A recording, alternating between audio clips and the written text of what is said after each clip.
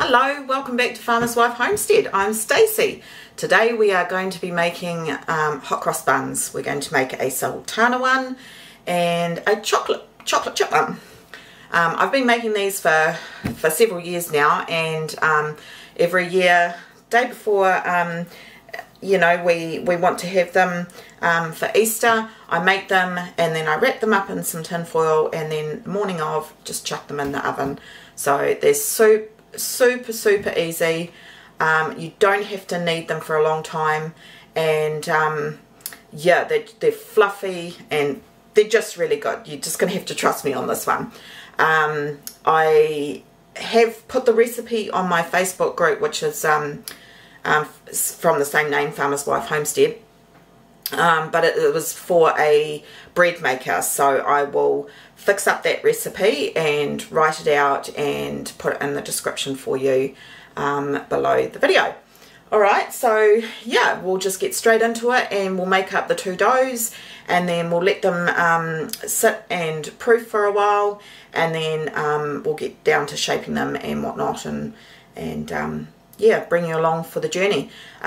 These, I haven't worked out the cost of these. I'm gonna say they're just marginally the cost of what you buy in the supermarket. I don't even know how much they are in the supermarket, so I will have a look and I will put it somewhere up here and tell you what half a dozen hot cross buns are at the moment in New Zealand, and I will try and work out how much it is to make a batch of mine as well. Alright, so I hope you enjoy this video. So I'm just going to grab all my ingredients out. I've got some flour. I'm going to use my Kenwood kitchen appliance. You can do this by hand if you want to, and as I said, it's you don't have to knead it for very long. It's just quite naturally quite a what's the word I'm looking for, a fluffy dough without having a lot of elbow grease in it as well. So I'm going to use my Kenwood. You could use your bread maker if you wanted to, just to do the dough cycle, to you know, mix it all together. But yeah, I just make it in this. So I'm going to get all my ingredients out, and then I'll bring you back down. Alright, so I've got everything out. We're going to need some warm water because I'm going to use milk powder, as you know or may not know. I like to use milk powder in my baking and some of my cooking because it just saves, well, milk's so expensive, so I buy milk powder in a big huge bag, and it works out quite a lot cheaper if I just use the milk powder.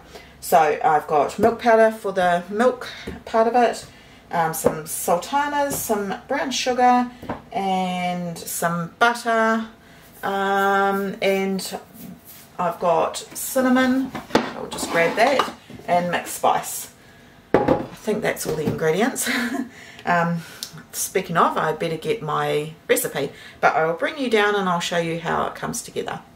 Right, so I'm just going to warm up the hot water and grab 1.5 cups of warm water.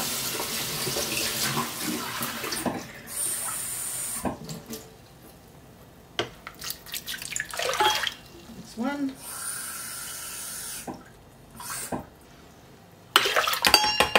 And a half. Now, I don't worry too much about temperature, but I like to make it slightly warmer because once it hits the bowl, it cools down pretty quickly, and you want warm water to activate your yeast. So I'm just going to add 5 tablespoons of brown sugar as well. And when I say tablespoons, I'm just using this sort of a spoon. If you haven't guessed by now, I very much cook by feel.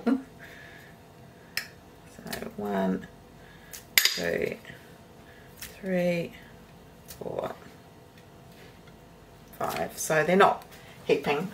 So I'm just going to give that a stir. See, and that will bring the temperature down of that water as well. I'm going to grab my yeast and I just got it in a big mason jar, and I keep it in the fridge. I freeze all of my yeast. I buy the big blocks of it, 500 grams. Works out way cheaper. So we want 3 teaspoons, and I just grabbed a normal coffee teaspoon. And I'm just going to give it a little light mix to help that yeast hydrate.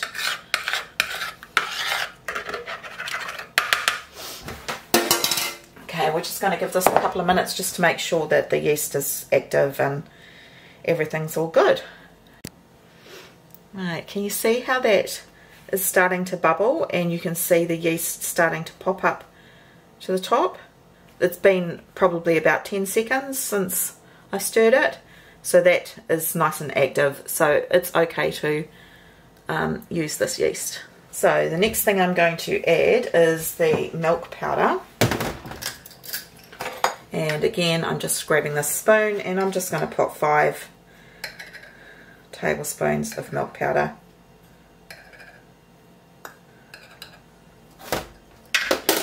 If you wanted to use, if you didn't have milk powder and you wanted to use flour, obviously the recipe would require 1.5 cups of warm milk, and you wouldn't use the powdered sugar.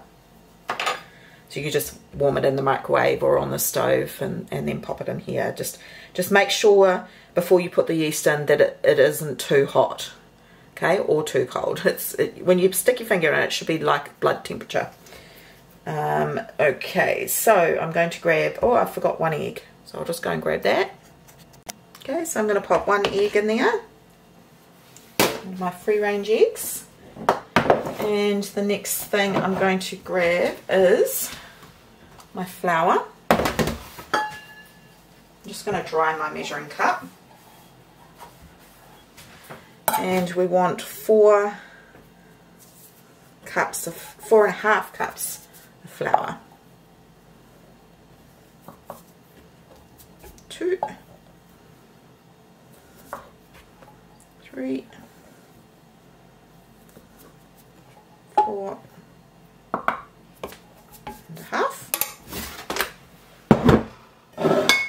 And we want a teaspoon of salt.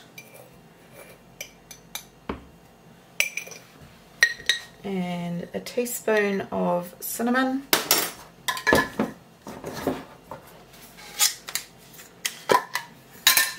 And 2 teaspoons of mixed spice.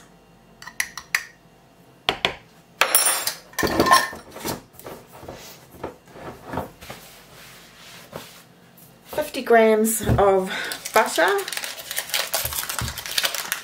So I've just got some softened butter here.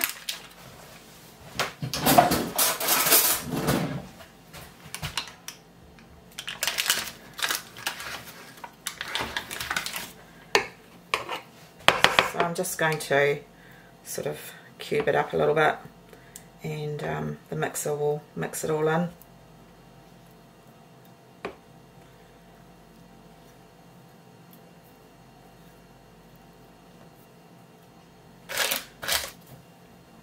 Okay, and we need some mixed fruit. So you can use the mixed fruit that you make Christmas cake out of, that's got the candy peels and all that in there as well. I actually don't enjoy, I don't enjoy fruit hot cross buns, but yeah. My husband loves them and everybody else loves them, so I make them. And we're just going to turn this on and mix it. I'll just show you. I'll turn it on and I'll show you. It's just coming, forming that ball onto this now, and then we're just going to knead it for an extra minute.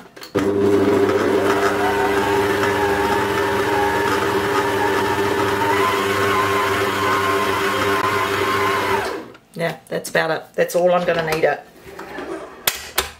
So I'm now going to pop this into another bowl. You could leave it in this, but I'm going to make the chocolate ones next as well. See, it's all come together. It's slightly tacky, but that's good. You want that because the flour will continue to hydrate in the water. So for now, that's how we want to leave it. It's just tacky. It's not really sticking too much to my hands. Alright, so cover this with cling film and put it in a warm place. So it's as easy as that, and as you saw, I only needed it for probably not even quite a minute with this machine. So now I'm just going to leave that to double in size, you know, depending on how warm it is, 45 minutes to an hour maybe tops. This recipe is great because you can, you know, have the buns done fairly quickly, and yeah, that's awesome. No having to, you know, do a million different what's the word I'm looking for, instructions or directions. Yeah. Right, so I'm not even going to clean this out because I'm going to make up the chocolate ones now. They are just so delicious. I did want to give you a hint though. If it's a cold day and you're feeling like the buns are not warming up, you can do a couple of tricks. So you could get a towel and run it under really hot water and then wrap the towel around the bowl, and that will provide some heat. You can, in the winter, I usually warm up my bowl. So for instance, this bowl here, this big ceramic bowl, I would run it under hot water and fill it up and get all the heat into the bowl. That helps to rise my dough. Another method I use is I will put it on top of my stove, and if I'm baking, you know, I've got a roast in the oven, or I want to do some biscuit baking or cakes or whatever, then you can rise it on top of your stove top as well. Of course, you could use your hot water cupboard. You could even put it on a hot water bottle if you wanted to. So those are just some of the ways that you can use if it's cold. It's a bit of a colder, dreary day today, but I know that will rise because it's still warm enough too. All right, I'll bring you down again and we will make the chocolate hot cross buns. Okay, again, 1.5 cups of warm water.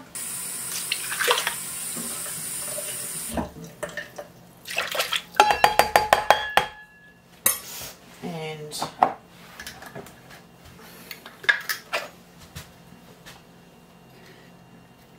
brown sugar.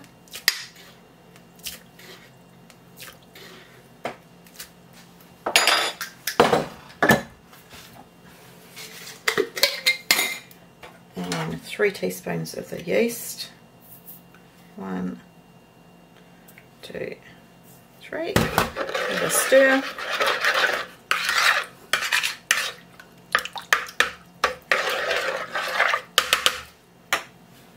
Wait to see if that starts to bubble. It uses all the same ingredients, apart from obviously I swap out the sultanas or raisins for chocolate chips, and we add some cocoa powder, but I still put the spices in this as well. Alright, I can see that the yeast is starting to bubble, so that's going to be fine. I'm going to grab the egg.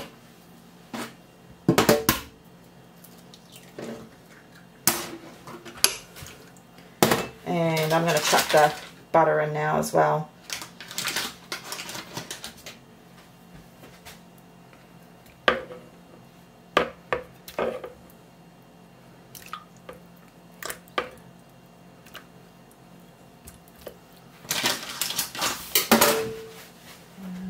Milk powder.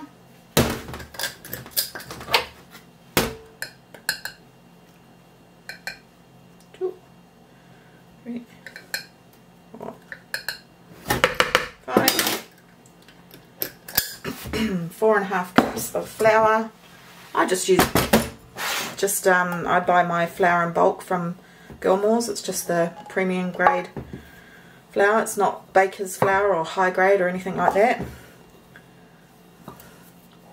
3, 4, and ground cinnamon, 2 mixed spice, and we want cocoa powder. Again, using the spoon, just a couple of really good size tablespoons of that. Now, with the chocolate chips, I'm just going to not put them in just now. I'm going to wait until it starts forming a ball, and then I'll put about a cup's worth of chocolate chips. And I've just got this size.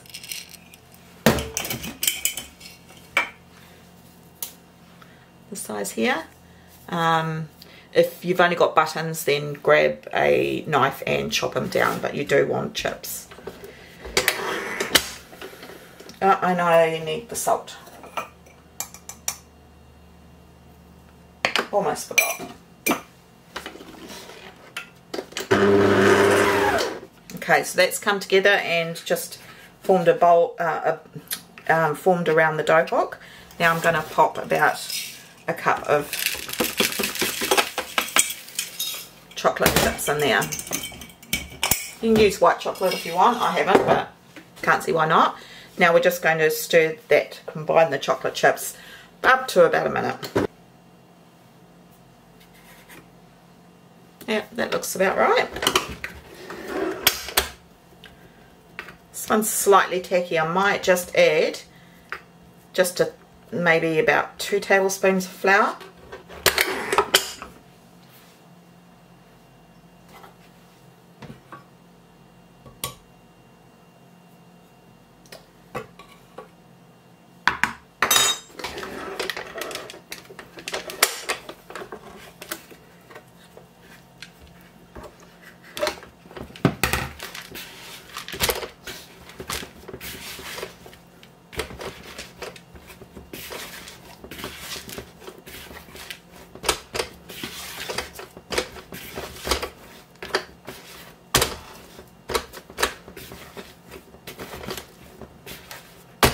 Right, that's much better. Right, I'll cover this and put it in the warm spot as well. There, that didn't take very long at all. Now I'm just going to put all my ingredients away. I will need the flour out again to make up the little crosses. You know, like it's not a dough. It's more liquid than that. But yeah, we'll make up something to make the crosses. And we need to make a little bit of sugar syrup for putting on the top for the glaze. But in the meantime, just going to tidy up and then just let these sit. I'll put on my timer for about 45 minutes, and I'll have a look at them after 45 minutes and we will go from there. So I'll see you back soon. Right, I put my timer on for 45 minutes, that's been, and I'm just going to show you. So it's risen quite a bit, needs just a little bit longer. So there's the chocolate ones. My stove isn't on, so it's just sitting there. So I've put it on for about another 15 minutes, and then we'll have a look. We'll have a look then, and then we'll start forming the dough balls. Alrighty. Oh yes, these are looking perfect. So there's that dough. It looks good, and the chocolate one has risen quite a lot too. I'm going to pop the chocolate one there. Right. Now I'll show you the... I hate this oven door. So I've got a roasting pan, just like that. You want something with sides if possible. If you don't, that's all good. You can use you can use trays without the sides, but with the sides, then you get that nice, you know, like in the supermarkets or the bakeries, and it's that real fluffy doughy bit, and you know, it's like the middle when you pull them apart, and you don't have the crustier edge. So yeah, so if you have You can't barely even see that. Yeah, so if you've got this a sided tray, then you're not going to get the crusty edges all the way around. I hope that's making sense. So like if you, I'll show you what I mean, but if you just put the buns around separately, you're not going to have the soft inner bits. I will show you what I mean. I'm having a lot of trouble relaying my words today. I think it's just the after effects of COVID. It's like I've got COVID brain or something. It's just, I don't know, maybe it's old age. Anywho, I'm going to grab a little bit of flour and clean and sanitize my bench, and then I will pop you down and we will shape these buns. Right, so I'm just going to grab my baking oven roasting tray, pop some baking paper down, and I will use this tray as well, and I'll show you what I mean in regards to how a roasting dish is good. Alright.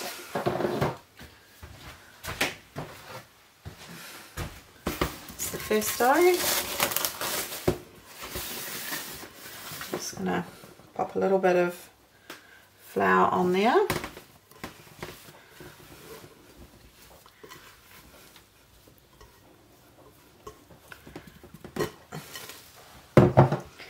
And I'm just going to flour my hands lightly. Yeah, can you see how soft that dough is, considering we hardly even kneaded it? No 10-minute kneading in this recipe. Right. I'm just going to shape it into sort of like a log. Grab a knife. Cut that in half.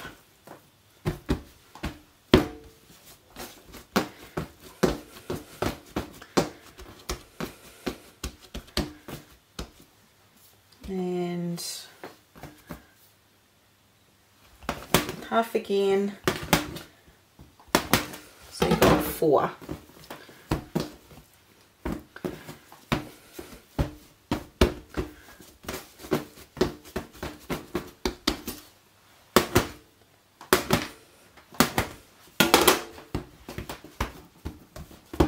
Okay, so each, well, so we've got 2, 4, 6, 8.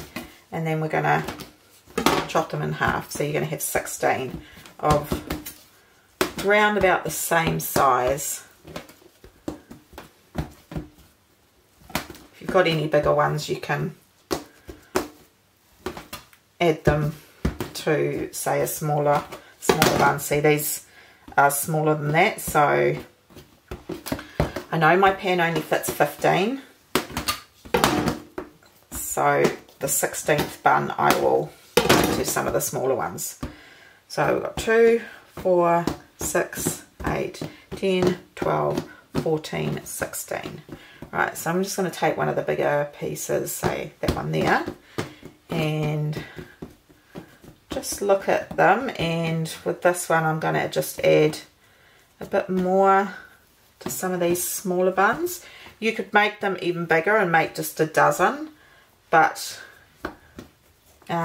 this amount fits my roasting pan, so I should have 15. 2, 4, 6, 8, 10, 12, 14, 15. Should have 15, not 16. See, my brain. Oh, right. So this is how I form a bun. So I'm going to get the bun and sort of squeeze it up around the C cup, and then plonking it down, and then with your hand just sort of move it round and round and round, and what you're doing is you're stretching the dough, you're stretching this part of the dough and then flattening this part. So I'm just going to keep doing that for all of them. Okay, so grabbing it,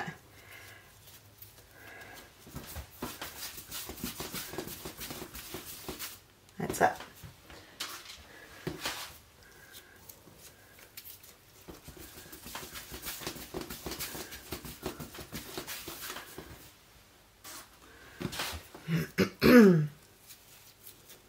I love working with dough.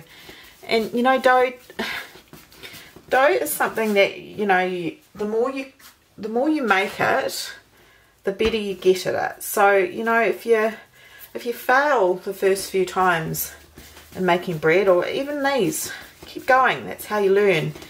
And it's how I learned. I certainly wasn't a very good bread maker and bun maker before, but it's just, I've been doing it for years now, so you get used to what it looks like and what it feels like. So if you don't succeed, what's the saying? If first you don't succeed, try again. What are some traditional meals that you have over Easter?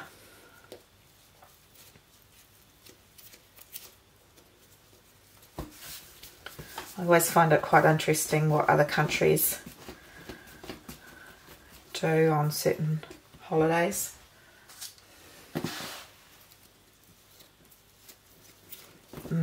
Kitchen smells so good with all the mixed spice and the cinnamon.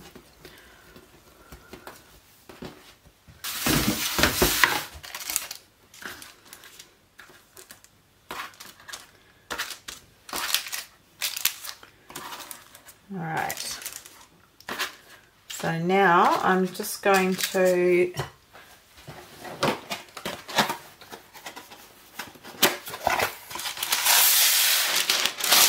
grab a little bit more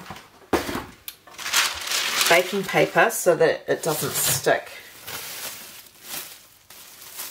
So you can use, you know, cling wrap, but you don't really need to because you've got some baking paper over it. And we're just going to put this in a warm spot again. I'm going to turn the oven on now, and that will warm up the top of the stove as well. So just to preheat my oven, and I will place this on top of the stove top, and the residual heat that comes up will help rise those buns. And I usually have them rising for about 15 minutes. So I'll show you what they look like, and so you know when they're ready to bake off. In the meantime, I'm going to grab the chocolate buns, and I'm going to turn this on.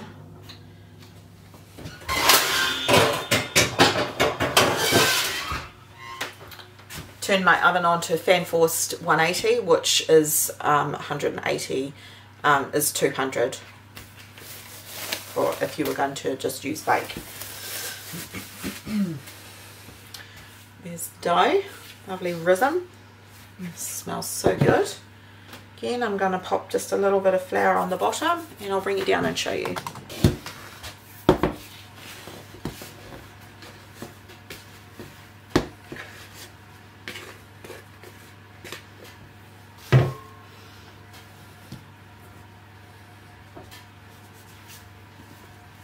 And you're just going to divide it up exactly the same.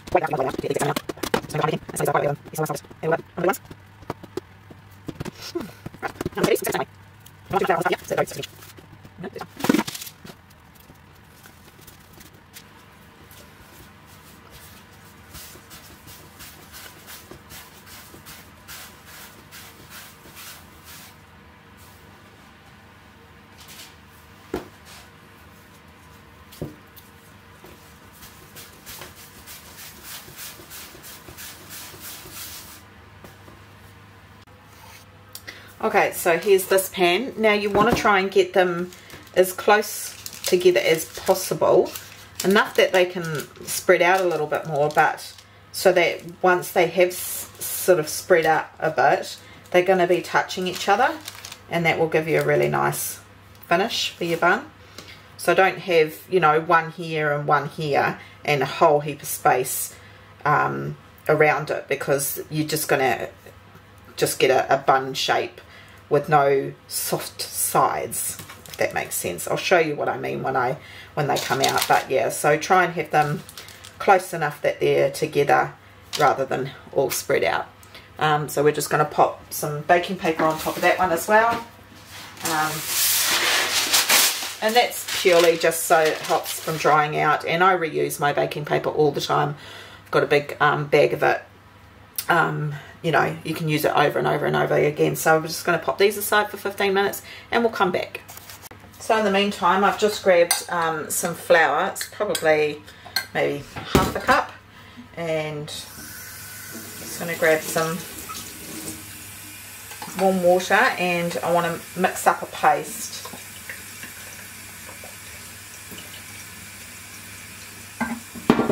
And this is going to be for the crosses.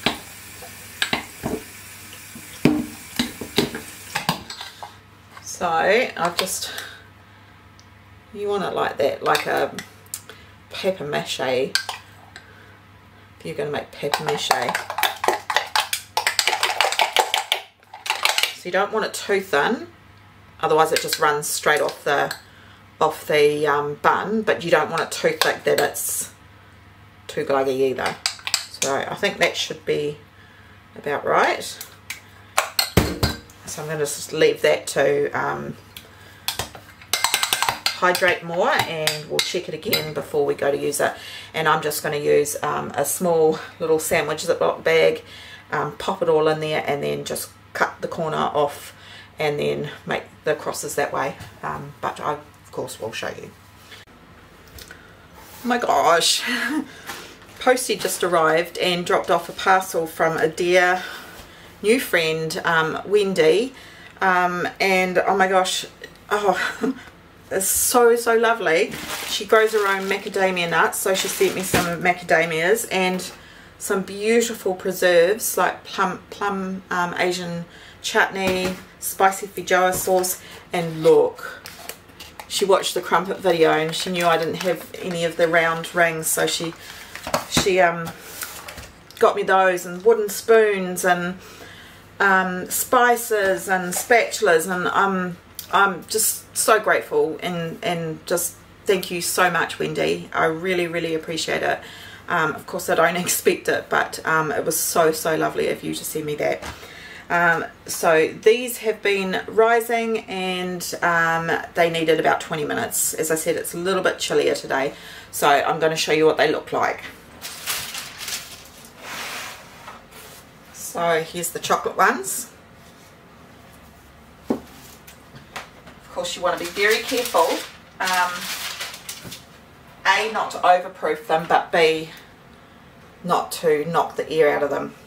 So that's these ones here. So I'm going to just get this paste so it's thickened up just slightly, and I think that should still be good. I can always thin it down a little, but I'm just going to pop it into a sandwich bag.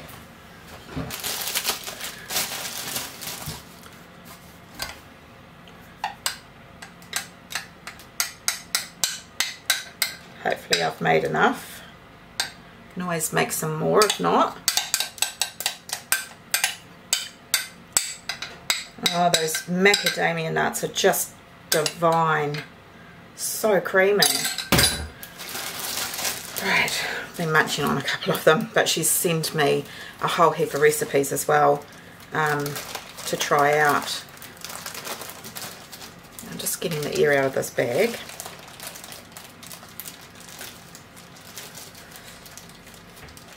I'm just leaving one of the tips clear and just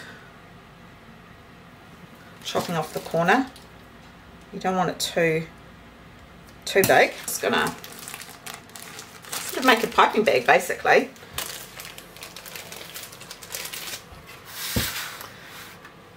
And we're just going to pipe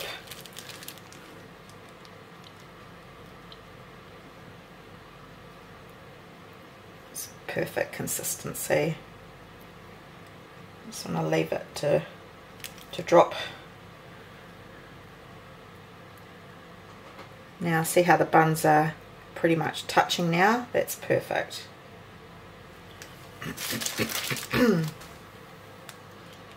they will rise a little bit more in the oven.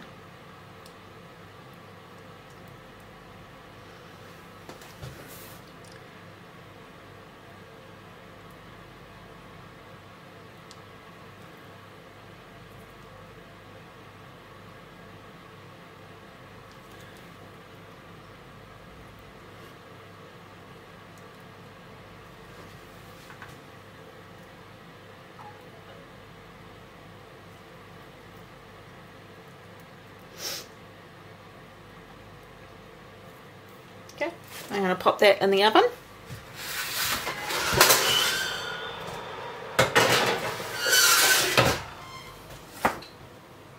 Hopefully I've got enough to make the chocolate ones. You could add cocoa powder and make brown ones if you wanted to.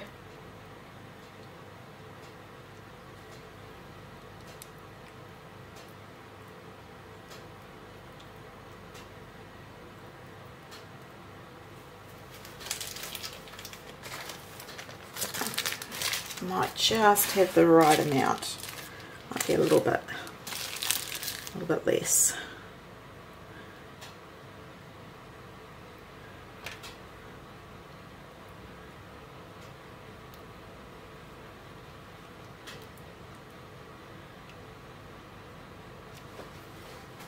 No, it's going to be perfect.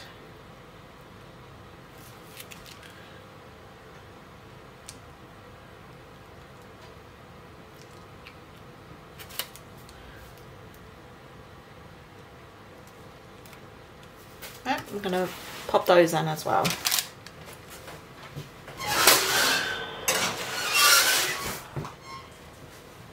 Need my spoon.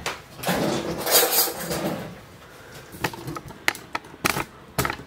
have to put a spoon in my door. Keeps the heat in. Okay, so they're going to cook for about between 12 to 15 minutes. So I'm just going to 12 minutes on, and then we will check them. You just want them nice and golden brown, not too golden, but you don't want to overcook them because, yeah, you don't want to undercook them either. But anyway, I'm just going to clean up after myself and have a look at the rest of this parcel. Thank you so much, Wendy. I really appreciate it. In the meantime, I'm going to just wash this out, and then I'm going to boil my jug with some water, and I'm just going to get some sugar and the boiling water and just stir that around, and that will be the glaze. Okay, so my oven just beeped. It's at 12 minutes and they need a little bit longer, so I've done another 3. And we'll see what 3 more minutes does. Because my door is wonky, I don't think it's heating properly, so my oven's taking a little bit longer than what it used to. But anyway, I will show you what to look for to know when they're ready. Not far, but oh, the house smells so good. In the meantime, my jug has boiled, but I'm just going to grab a little bit of sugar. Probably just do, you don't need a lot of sugar syrup, so I've just done 3 heaping tablespoons of sugar in there, and then I'm just going to cover it, maybe 1/4 cup of boiling water,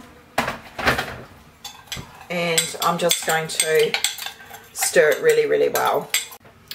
Also, I wanted to say that you need to use some sort of metal based pan, roasting pan or tray. I mean, you could try in a ceramic baking dish like this one, and obviously not a quiche dish, but something that's made out of that. You could try, but I don't know that you're going to get as good as results, because the tin, you know, will just help brown the bottom really well, and I don't think you're going to get the same heat conduction in a ceramic type dish. But by all means try, and do let me know, come back and let me know. Otherwise, yeah, use metal. And no, there we go.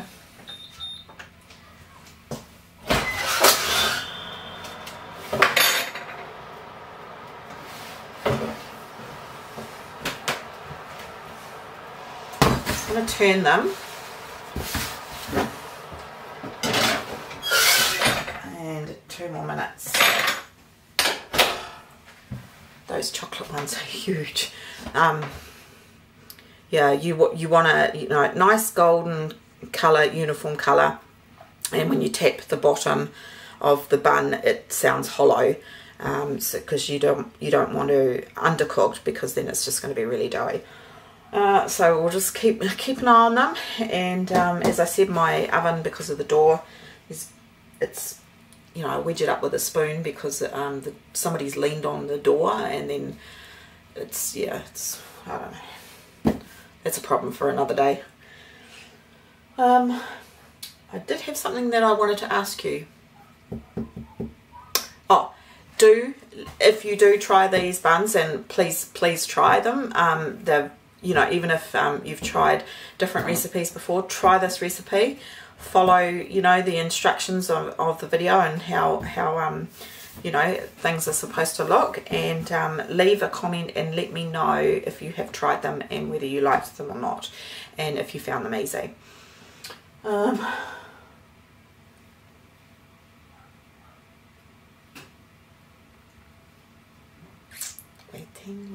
Waiting. Okay, now I'm going to check them again.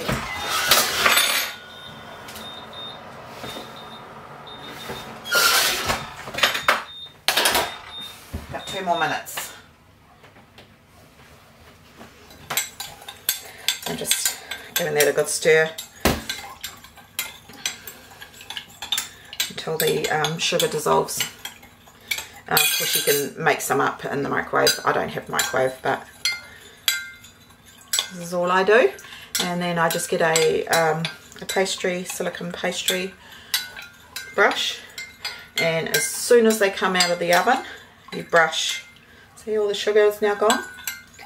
As soon as they come out of the oven, you brush them, and then it gives it a nice glaze.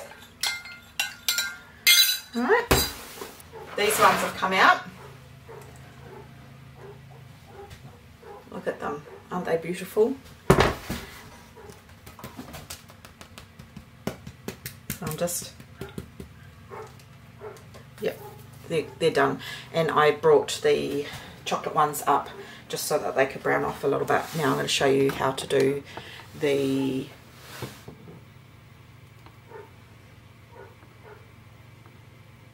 sugar glaze.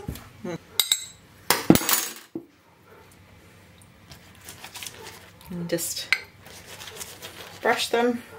They go all shiny.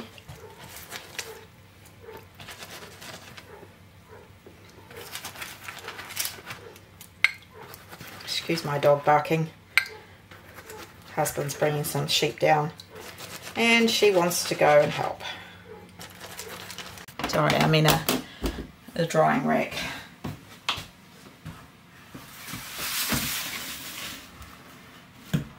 Just going to grab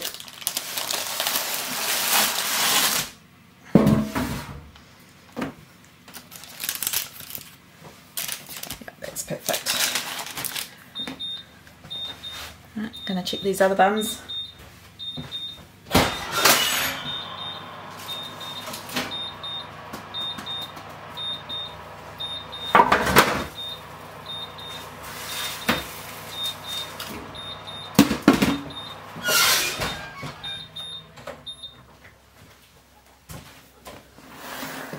They are perfect, and I'm going to glaze those as well.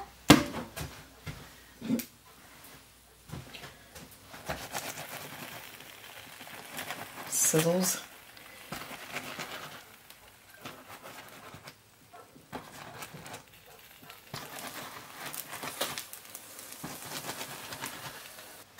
And we're going to pop this buns. Look, you want to get them off the tray as soon as you can.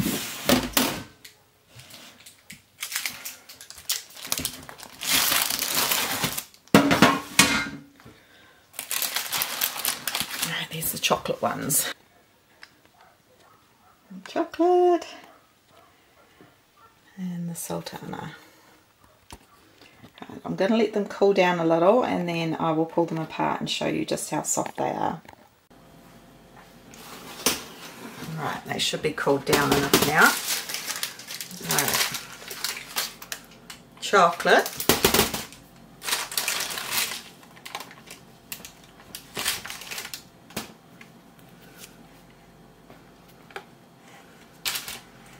See, that's the edges you want. You want lots of that. Wow, I think you do.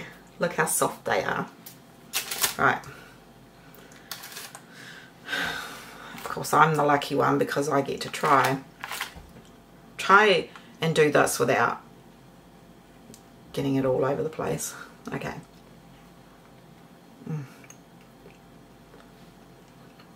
So soft. You see how soft they are? So good, so good, so good. So 15 buns, that size. Gosh. I'll have to try and work out how much it costs me a dozen, but I would say a couple of dollars, if that. And here's the other ones, the sultana ones.